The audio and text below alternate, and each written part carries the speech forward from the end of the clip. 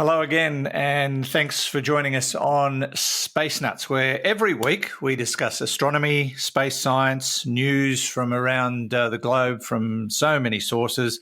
Astronomers, space agencies, scientists, kids at school, they tell us more than we know. Things that have been discovered, things that have been achieved, things that we try to unravel happening in the universe, the great mysteries.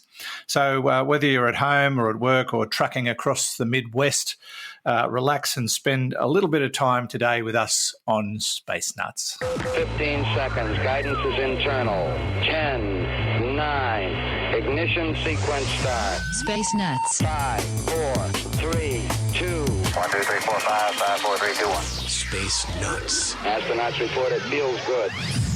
My name is Andrew Dunkley. I'm your host. So great to be with you. And as always, I'm joined by the good professor himself, Professor Fred Watson, astronomer at large. Hello, Fred. Hi, Andrew. How are you going there? I am quite well, sir. How are you? Yes. Yeah, very good. Thank you. I'm sure you are, you honorary Dr. You. Tell me what's been going on. Well, the Macquarie University here in Australia has seen fit to make me an honorary Doctor of Science, which is, that's fabulous. You get a scalpel with that? I'm thrilled. Probably. I haven't got the full kit yet. I do have some pieces of paper with some extremely nice words on them, which makes me think that one of them, a couple of the words, living fossil. They've written about somebody else, not me. Not living fossil, Andrew. Living legend was what they said. Right. Okay. But living fossil is probably just as accurate, if not more so, actually. So yeah, it's fabulous. Look, I'm very honoured. We had a great day yesterday with the graduation, along with I think about 100 other graduates who, because it was just a normal graduation, there weren't as many as they usually have because of COVID-19. But I got to go first, and also to make a speech about inspiration is what I talked about, and the Space Nuts got a mention, so it was all good. Yeah, fantastic. Well, congratulations, Fred. Thank you. That's wonderful, and it's a pity you have to work 150 years to get the recognition. Right. Well, it takes that long for you to become a fossil. That's it's part of the process. I thought it'd be 150 million years that it takes. Yeah, there's that too. Yeah, and I believe the Vice Chancellor is from Dubbo. Yes, he is. That's right. Yeah. How about that? We churn out some pretty intelligent people here. You do. Present company on this side of the microphone accepted. Nice. I've got a very soft spot in my heart for Dubbo because it was the nearest big city for during the 25 years that I lived in Coonabarabran. Yeah. And one of the brightest in all the wrong ways, light pollution wise. They fixed that though. Yeah, they're doing well. Yeah. Right. This week on episode 296 of Space Nuts, we're going to be talking about a discovery, 3 groups of exoplanets forming around a binary star, which, you'd think 1 would be amazing, 2 would be extraordinary, 3 out of this world. Well, it is. It's not here. It's out there somewhere. And I love this story. Despite world tensions, a US astronaut will be hitching a ride home with the Russians. That'll make for some interesting conversation, I imagine. I wonder what they'll talk about. And would you like to add your name to the Artemis mission to the moon? You'll be able to do that. Fred, I've already done it. Oh, have you? I have. Yeah, I got a tip-off. Yeah, well. From Murray Clare the other day, so I went ahead and did it. Good on you. Also today we will be answering some audience questions about harnessing electrons so that we can go anywhere we like in a flash of the mind, apparently. And inertial mass and the elliptic plane versus the orbital plane. We'll be looking at all of those things. Okay, Fred, let's start with the three groups of exoplanets that are forming around a binary star. This sounds like it could be quite rare, or maybe it's not, and we've only just found it for the first time. Well, that's always the thing, isn't it? You find something in space that we've never seen before, and then suddenly, because you know that such things can exist, suddenly they all turn up. It's a bit like there was the same with fast radio bursts. They were a complete rarity at one stage, and now we detect one a day nearly or something. It's not quite that. So what we've got here is and it kind of follows on a little bit. We talked about protoplanetary disks last week in the fact that a large molecule had been discovered, dimethyl ether. Was that it? Dimethyl ether. Sounds familiar. Yeah. The largest molecule discovered to date in a protoplanetary disk. And this story too, whilst it doesn't talk much about molecules, really refers to protoplanetary disks. So if you imagine what happens in the formation of solar systems, very briefly, we've got a cloud of gas and dust. It starts off kind of spherical, but as it collapses, it begins rotating ever more quickly, and that makes it flatten out. And what's in the middle, where the gravitational pull is greatest, the density is greatest, is that kicks off the star. And the rest of it collapses into this debris of material that is quite dusty and from which the planets eventually build up over actually a relatively short period of time, maybe as little as 10 million years, 10 to 100 million years. So, but we know that about half the stars in our galaxy are binary stars. They're twin stars that have formed together from the same cloud of gas and dust. And in fact, it's possible that the sun formed with a partner star, a companion, which has now got lost, our poor long lost sibling. Typically human, isn't it? We just lose these things. So you'd never write to me. You'd never write to me. Yes, that's right. Indeed. And so I should just mention, though, that actually the search for sun's lost sibling or siblings is something that is, it's actively being done as part of other surveys. The Gaia survey, the Galar survey, for example, is looking at the detailed chemistry of a million stars. And if something crops up that has got identical chemistry to the sun and is sort of near enough not to have drifted too far away in the sun's 4.57 billion year history, that might be a good candidate for a solar sibling.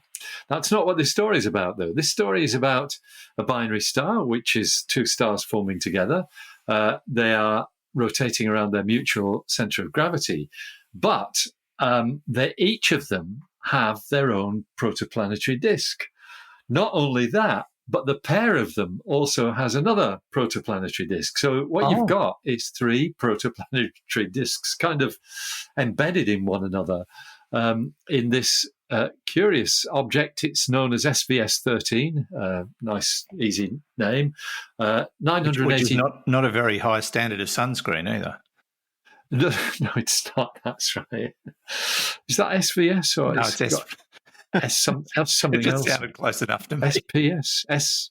Anyway, yeah, you need to get up to 50 for it to be worth anything. SPF. SPF, that's it. I knew it was something like that. Sun protection factor, how's that? That's it. Anyway, this is SVS, and it probably needs a sun protection factor because young stars are pretty intense in ultraviolet light, so you've got a lot of stuff being spitted out. Anyway, 980 light years away within our galaxy, but not one of the nearest stars or nearest pairs of stars, and basically, it's got this really complex distribution of of dust around it, which, as you would immediately guess, as soon as we started talking about protoplanetary disks, is being observed by ALMA, the Atacama Large Millimeter Array, which is one of the best telescopes in the world for observing this sort of thing, because warm dust actually emits in the microwave region of the spectrum. So it's great. They've also used actually the National Radio Astronomy Observatory in the USA, their very large array. In fact, I think it's called the Jansky Very Large Array now, named after the first radio astronomer. So I think a lot of this, so they had the team that has done this, and I might just mention that they are from the Institute of Astrophysics of Andalusia in Spain and the ALMA Regional Center, the Atacama Large Millimeter Array regional centre, which is at the University of Manchester, which is also where the headquarters of SKA are, big centre for radio astronomy. So there's a group of astronomers who've worked on this, and they have used 30 years of the Very Large Array observations, but they've made new observations with ALMA. And so what they've found is two stars, and I might quote from one of the astronomers who's doing this work, Ana Carla Diaz Rodriguez. I love those Spanish names. I can't pronounce them, but I love them. Yeah. Who says, our results have revealed that each star has a disk of gas and dust around it, and that in addition, a larger disk is forming around both stars. This outer disk shows a spiral structure that is feeding matter into the individual disks, and in all of them, planetary systems could form in the future. This is clear evidence for the presence of disks around both stars and the existence of a common disk in a binary system. So, when you think about that, what it might be like, say, in 100 million years' time, just to cast your mind forward that far, you might wind up with this pair of stars, binary system, each of which has its own family of planets around it. And there's another family of planets that's around the pair of them. It's an extraordinary idea, really. Yeah. That, quite an amazing thing. We can say a little bit from their work about the diameter of the disks, and the quotes I've got here, which come from the article that's on Science Alert, nicely written. It's one has a radius of 12 astronomical units. Remember, an astronomical unit is the distance from the Earth to the Sun. So 12 of them is it's sort of Uranus's distance, if I'm thinking correctly. No, it's a bit less. It's between Saturn and Uranus. The other one's smaller. It's 9 astronomical units.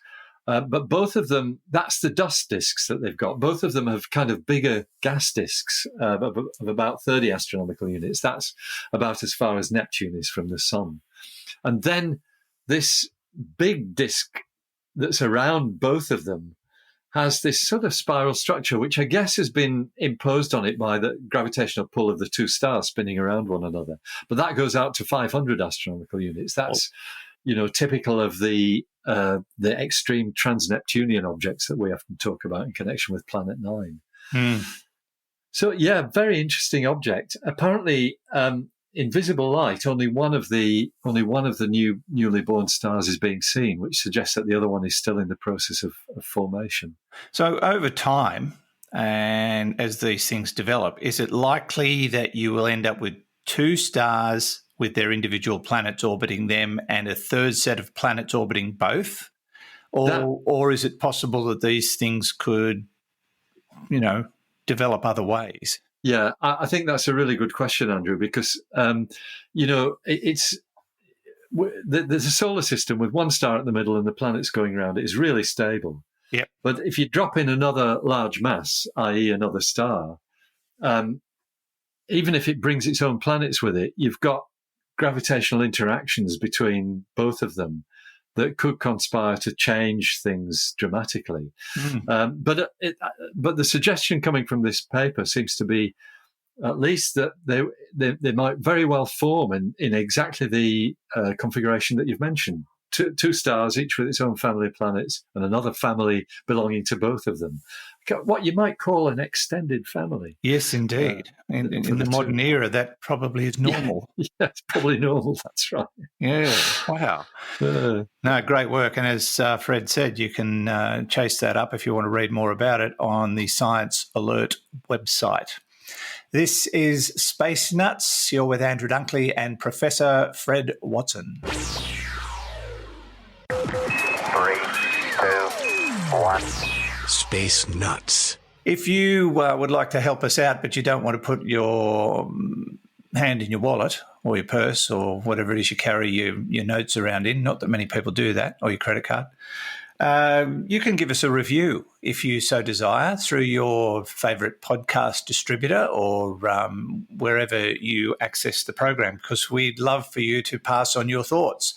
good, bad, or indifferent. The more reviews, the more aware people will become of us, and therefore we will grow our community and increase our listening audience. So if you could do that for us, that'd be fantastic. So, reviews are always welcome if you have time to do that for us, and we thank you in advance.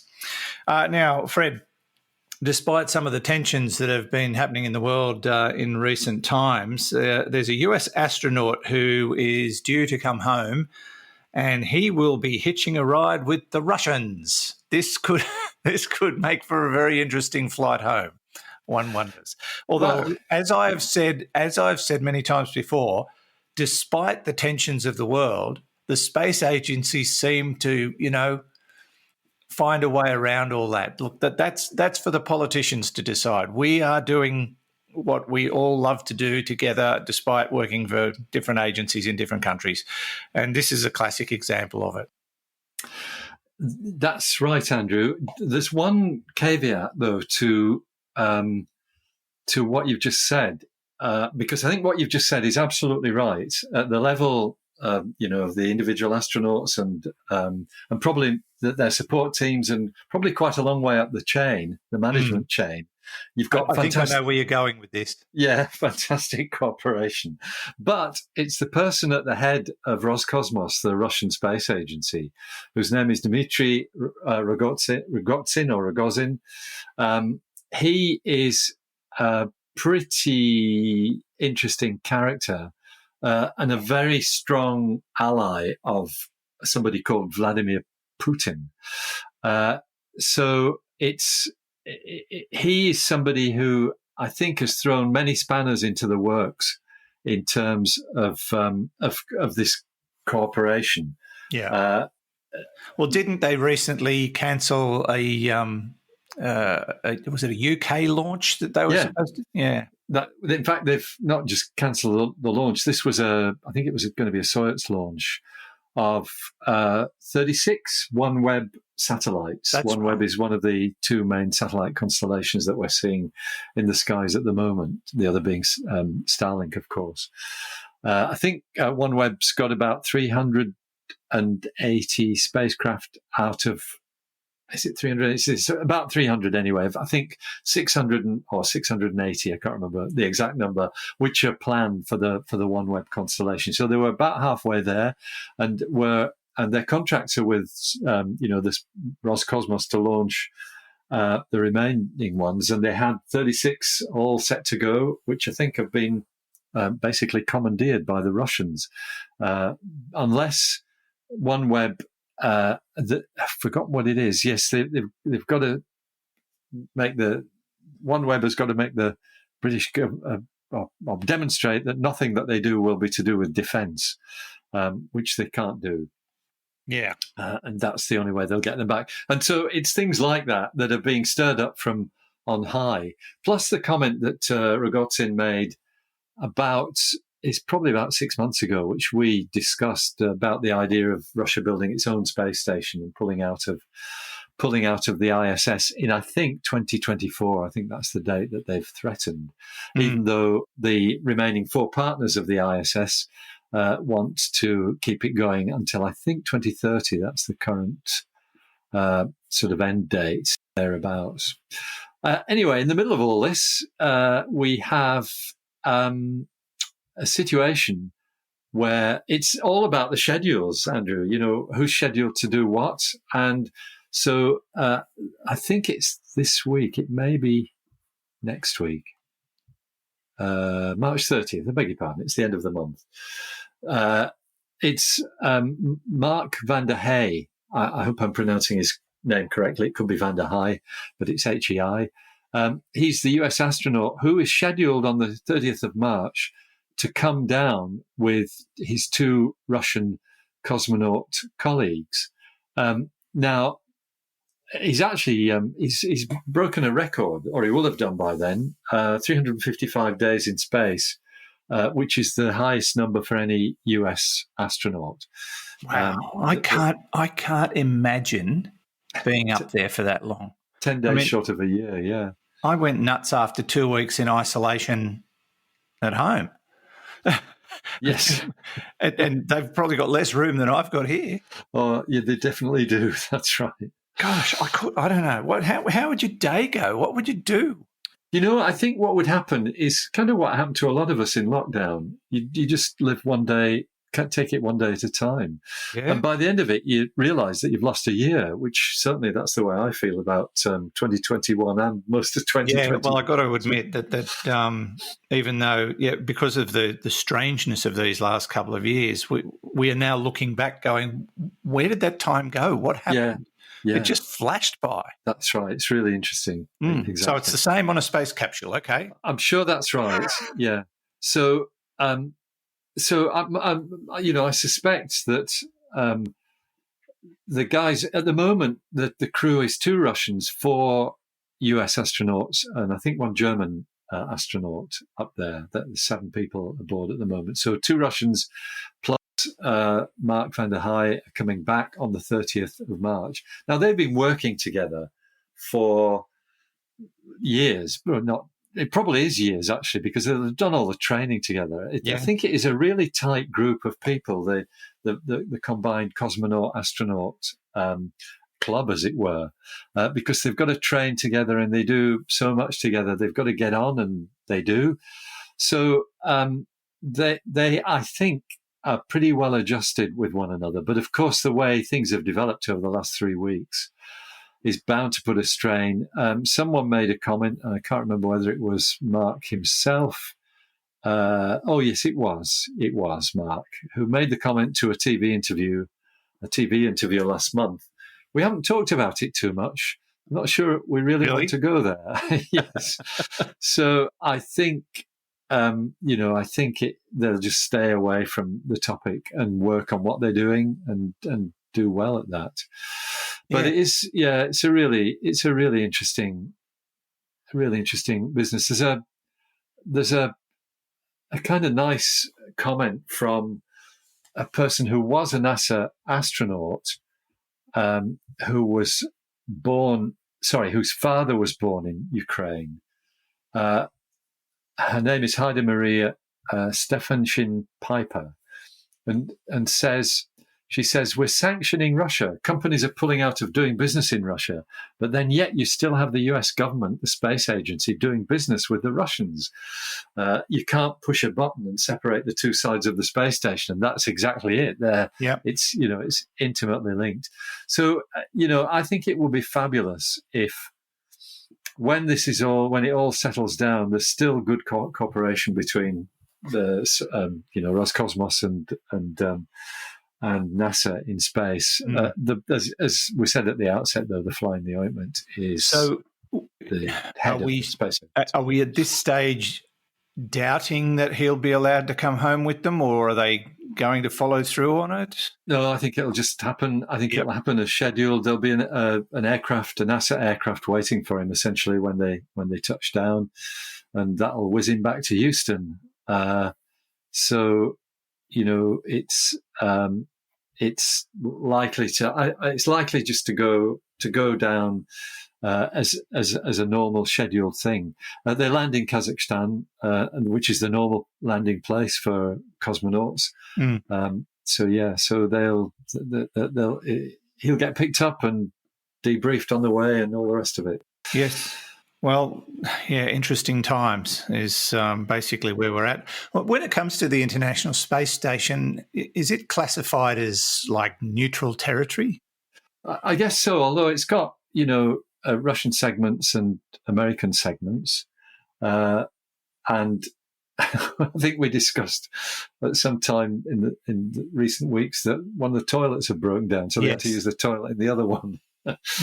So... yeah, it's. That's why the French can't be there, Fred, because they wanted a bidet, and that would have caused all sorts of problems. Yeah, that's probably right. The French, of course, are there represented by the European Space Agency, which is one of the space agencies. But anyway, I think the space station is counted as neutral territory because they've got to be able to access all of it. You know how they all climb into hardened parts of it, usually the soil, to scale spacecraft when there's a threat of a collision impact of some sort, that's right. a piece of debris. Yep. So they're all in it together. They're in such a dangerous and fragile environment that it's the only way to survive. You've got to club together. You've got to be resourceful and mutually dependent on each other. Yeah, and all credit to them. And what an amazing thing! 355 days. Wow. Couldn't he afford 10 more? That would have been a year. Yeah, that's right. It's he's already broken the record. In fact, I think that's why, which was 340 days for a US single space flight. All right, we wish him well and safe trip home. While we're talking about travelling in space, you and I can go to the moon. Go around the moon anyway. We can go around the moon on the Artemis mission because they are offering people the opportunity to submit their names to be included on a flash drive that will be sent on Artemis 1. And I'm going to show you mine. Fred, look. Oh, let's have a look. There's my pass on the Artemis mission. Hang on. All I've got at the moment is a where's I'll put it up there. Yeah, there it is. Oh, fabulous. That's right. It's better than what I was looking at, which was a piece of salmon. So I don't know quite how that got there. But yes, I think this is a great idea. It sort of gets the public involved and sort of ignites a bit more interest in the project. Yes, it's actually quite a common thing to gather names to send to space. One of the classic ones I remember was now what's his name? The hotel chain owner in the USA who also has deployed inflatable modules. It'll come to me in a minute. Hilton? No, it's not. It's not Hilton. It's a good try. It's inflatable modules, one of which is actually attached to the space station to trial it. So these are capsules that are basically blow up, balloons, except they've got many, many, many layers. And they have a project called Genesis, and I think these two, the Genesis 1 and Genesis 2 spacecraft, are still in orbit.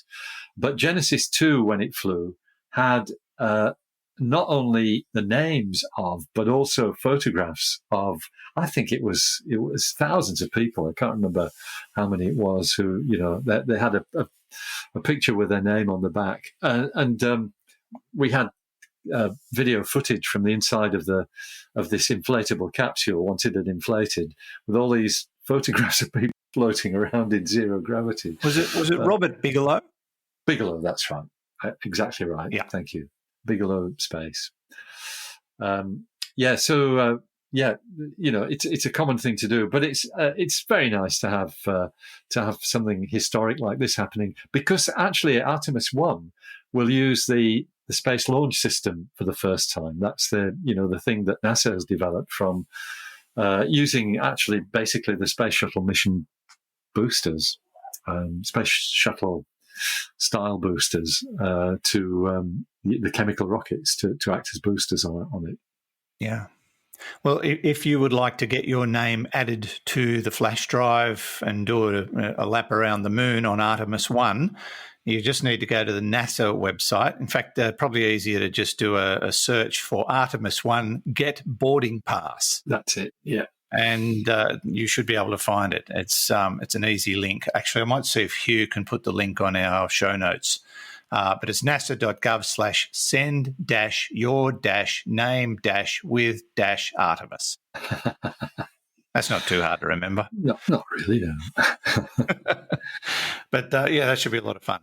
When's that mission due, did we say? It is sometime, I think it's next year or 2004. Yeah. Let me just see. Sorry, 2024, not 2004. That's gone now, Fred. That's gone. Just trying to remind myself. No, I beg your pardon. It's this year. I'm sorry. May, June, maybe July.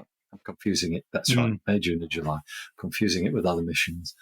Okay. Well, that's how you do it. And so probably get your name down pretty soon, I would guess. Yeah, I wouldn't waste any time on that for sure. You're going to do yours, Fred?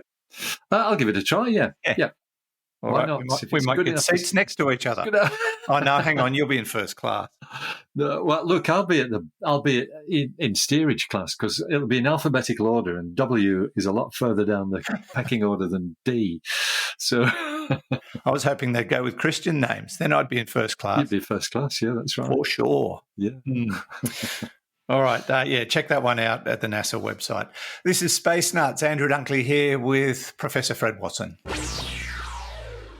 0G, and I feel fine. Space Nuts. Now, if you're a social media user, you will find us on Facebook. We've got an official Space Nuts page there. We also have the Space Nuts podcast group, which was created by Space Nuts listeners, and it's where you can get together with like-minded people and talk about astronomy and space science. You can also share pictures, and we get a lot of astrophotographers, backyard astronomers who show us their pictures. So it is really a great fun page, the Space Nuts podcast group. We're on Instagram as well. We're not on TikTok. And I'm wondering why, but I'm in no hurry. There's only so much you can do. But we're on Twitter as well. So if you would like to follow us on any of those entities, you can do so. And, of course, YouTube, where you can see video editions of the show. Why on God's green earth you would want to look at us, I still haven't figured out the answer to that, but you can do so. Now, Fred, time to try and tackle some audience questions. And we are going to start with Mikey, who's in Illinois. Hey, Andrew. Hey, Professor Watson. This is Mikey from Illinois in the U.S. So I've got kind of an out there type of question for you guys. It's been on my mind for a little while now. It's not about black holes, so that should be reassuring. I was listening to an episode of Star Talk with Neil deGrasse Tyson a few weeks ago. And in it, he had mentioned that all electrons are exactly the same, thus explaining how we can send a message from New York to LA instantaneously without the message having to actually travel the physical distance. And so if I'm understanding that correctly, does that mean that if we were to somehow harness all the electrons in our bodies, we could beam ourselves instantaneously around the globe and possibly one day around the universe? And kind of dovetailing off that, does each individual person have their own specific amount of electrons that makes that person unique, or do we all, give or take, have the same amount of electrons in our bodies? Sorry if that was a lot or if it doesn't make much sense. Thanks for doing what you guys do. I'm constantly looking forward to new episodes. It helps me get through work, and I love it. You guys are one of the two podcasts that I'll forever be faithful to. Thanks. Thanks, Mikey. Lovely to hear from you. We don't get many particle physics questions, Fred. No, we don't. It's a really interesting question, and I think it might be a quantum mechanics question, really. Because now you're splitting hairs. Yeah. So I'd be able to answer this more cogently if I'd heard the original comment from Neil deGrasse Tyson. It's true that all electrons are identical because they are truly fundamental particles. They're one of the 16 fundamental particles that make up the contents of the universe. And you can't split them into other things. That's the point. You can't bash them with other electrons or protons or whatever, but they still stay electrons. But the idea of transmitting them instantaneously is, I think there's a bit of confusion coming here with the idea of entanglement. If you've got two electrons entangled and you take one of them a long way away and you do something to one of them, then the other one reacts. That's the thing about entanglement. And it's weird because it seems to defy relativity, that nothing can travel faster than the speed of light. But in fact, it doesn't defy that relativity. I've heard explanations that really put it into perspective, that what we're not seeing is information being transmitted at faster than the speed of light. We're just seeing something more relating to coincidence, the fact that you've got, what is in one if they're entangled, you find out what's in one, so you know what's in the other. It's that kind of thing. Anyway, if you want to send signals from one set of electrons, for example, me sitting in New York or sitting in Sydney, to another set of electrons, for example, you sitting in LA or more likely in Dubbo, you've got to use an intermediary, which is the photon, and the photon travels at the speed of photons, the speed of light, no matter whether it's a radio wave or a photon. So there isn't really any future in trying to envisage if we were somehow made of, well, even entangled electrons, we still would not be able to zip around the universe. We wouldn't really have any advantage over the situation that exists now, that physics says that nothing can travel through space faster than the speed of light. And that's what stuffs us up in terms of interstellar space. So it's a nice idea, Mikey, and I like your thinking. Because it got me thinking as well, and that's always a good thing. Yes. But I think the answer is no. Aha. All right. Which is a pity. It would have been nice to have a workable theory on that. But yes. until we better than wormhole. Yeah, until we can create wormholes or fold space, That's right. we're stuck with the speed of light, which we cannot attain at this point in time, and may never be able to. Although we'll be able to get pretty far down the road. Yeah, it's the fact that the energy that you need to accelerate anything to the speed of light just goes up completely exponentially. Yeah. And as you get close to the speed of light, you have to put more energy in, and that's why it's an impossible barrier, because the theory is quite clear that an object other than a photon, which effectively is massless, but an object accelerated to the speed of light would need infinite energy, and we haven't got that yet. Yeah.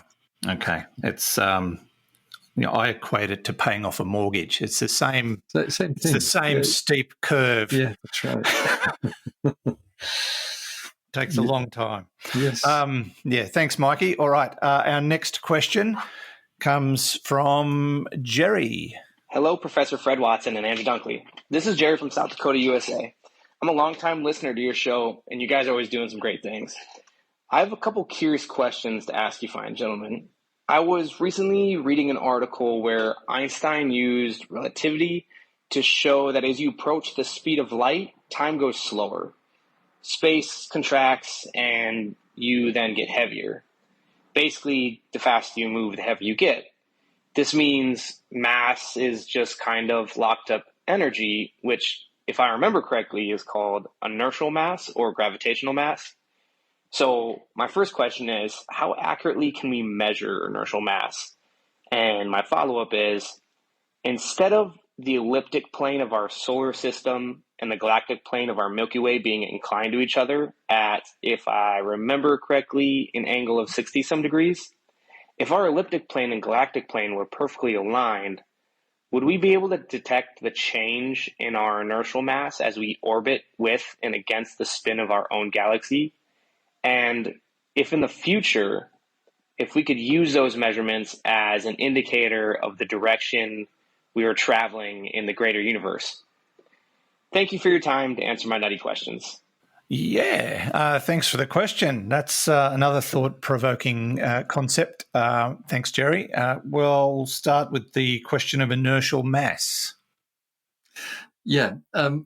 So just one clarification is that the time dilation and what's called a Lorentz-Fitzgerald contraction, which is the warping of space, and the increase in mass as an object approaches the speed of light, they are as observed by an external observer. So for the person who's traveling at the speed of light, the clock ticks at the same rate, your length doesn't change, and your mass doesn't change. It's all about the reference systems between the two. Yeah. Now, the inertial mass and gravitational mass are the two things that Einstein had the greatest thought of his life, as he described it, in 1907, if I remember rightly, this occurred to him that the inertial mass, which is the resistance of an object to acceleration, if I can put it that way, is equivalent to its gravitational mass, which is the way it behaves in a gravitational field. Those two things are equivalent, and it's actually known as the equivalence principle, which was, I think, fully formulated in 1912, if I remember rightly. I can't remember the history here, but it's looking for that difference between the inertial mass and the gravitational mass. That is one of the ways in which physicists are trying to prove, trying to look for holes in relativity. You know, you and I have talked about looking at the way things behave in intense gravitational fields, looking for holes in relativity. But this idea of trying to measure any difference between inertial mass and gravitational mass, which is done in many different ways. You can do it with balances, even looking at the way gravitational pulls something in a balance and comparing that with its inertial mass. Refer to previous comment about mortgages. Exactly. Balance comes into it. Yeah.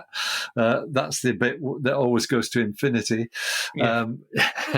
It looks like infinity from where most of us are standing, I have to say, in terms of mortgages. But what I was going to say was there are other ways of exploring the relationship between inertial mass and gravitational mass, and they do involve motion. They involve spacecraft in orbit around the Earth. Now, I haven't looked at this for many, many years, so it might be the kind of thing that Jerry's talking about in terms of, you know, how you would detect the difference between the inertial mass when you're orbiting the Earth. It doesn't actually matter that the Earth is not parallel to the plane of the Earth's orbit. The ecliptic is not parallel to the plane of the Sun's orbit around the galaxy, which is the plane of the Milky Way. Because you could still do it. You could take a factor into consideration. But I think the answer is no, basically. And I'm not quite sure what you would be aiming for. I think Jerry mentioned the sort of absolute speed of the solar system relative to the universe as a whole. That might be the kind of thing he was thinking of. And there's a different way of doing that. And that is to look at, we can look at the sun's motion relative to the cosmic microwave background radiation, which is the oldest thing we can see. And it might not correspond necessarily with the inertial reference frame of the universe, but it is something like that. And we have a motion, if I remember rightly, it's in the region of 300 kilometers per second relative to that. And you can detect that by looking at the average temperature, color temperature on one side of the sky compared with the other side on the cosmic microwave background radiation. So there are ways of doing the kind of thing that I think Jerry is getting at, but probably looking at inertial mass and gravitational mass are not really the way to do it. Is this something that the James Webb Space Telescope might be able to investigate? Probably not, no, because I think you want to be looking, they're going to look back to the earliest history of the universe, other than the cosmic microwave background radiation, which is the farthest thing we can see, and we can already see that. And a lot has been learned from that. There are specialist telescopes that do this, and there have been 3 orbiting telescopes which have done it. Hubble in the 1990s, WMAP in the early 2000s, and Planck in the late 2010s, I think. Those spacecraft have all mapped the the cosmological background radiation. And that's the kind of thing you need to look at to glean the information, the sort of information that we're talking about. Okay. Hopefully we helped, Jerry. If you want to send a follow-up question, we might be able to add a bit more to it. But it's a bit beyond my brain, I'm afraid. The great thing about questions like this is that they get you thinking. Yes. It's fantastic that our listeners can do that, can send our minds wandering in directions that they haven't been before. Yeah, absolutely true. Yeah, and keep those cards and letters coming in via our website, spacenuts-podcast.com or spacenuts.io. There's a couple of ways you can send us questions. You can record it and tell us who you are and where you're from, or you can send us a text question on the AMA tab. So we look forward to getting them, and hopefully we'll be able to answer all of them. Sometimes they're sometimes they're cheeky, sometimes they're just a little bit complex, but we try our best. Well, I don't. Fred does, but I don't try at all. I just pick it up as I go along. You do. I've got a more Monty Python-esque approach to the way these things are done. But yes, that's where you go. And while you're at the website, you can certainly check out our shop. It's pretty easy to find, spacenuts-podcast.com, as I said, and then just click on the shop tab, which is very convenient, where you might find a shop. And if you've got someone that's hard to buy for and you think, oh, what could I get them? We have adequate gifts at the Space Nuts shop. So that's something to think about. Adequate. Just like the podcast. Yes. We don't strive to be elite or superior or, better than anyone else. We just want to be adequate. Haven't used that for a while. It's only adequate because it's there. That's the only thing that we... All right. That brings us to the end of another program. Fred, thank you so much. Great pleasure, Andrew. Always good to get the old brain cells working and think about these different things. Given that I was up at 3:45 this morning, my brain cells at this time of the afternoon are really struggling. So I bet they are, yeah. You're doing a great job. As we move ever closer to episode 300, still working on plans. So we'll let you know when we get a bit closer, but we've got a couple of ideas. Fred, thank you. We'll see you soon. Sounds great. Take care, Andrew. You too. Fred Watson, astronomer at large, and now an honorary doctor. Woohoo! And from me, Andrew Dunkley, who's not an honorary anything, thanks for your company, and we'll catch you again on the very next episode of Space Nuts. Bye-bye. Space Nuts. You've been listening to the Space Nuts podcast. Mission complete, Houston. Available at Apple Podcasts, Google Podcasts, Spotify, iHeartRadio, or your favorite podcast player. You can also stream on demand at Bytes.com. This has been another quality podcast production from Bytes.com.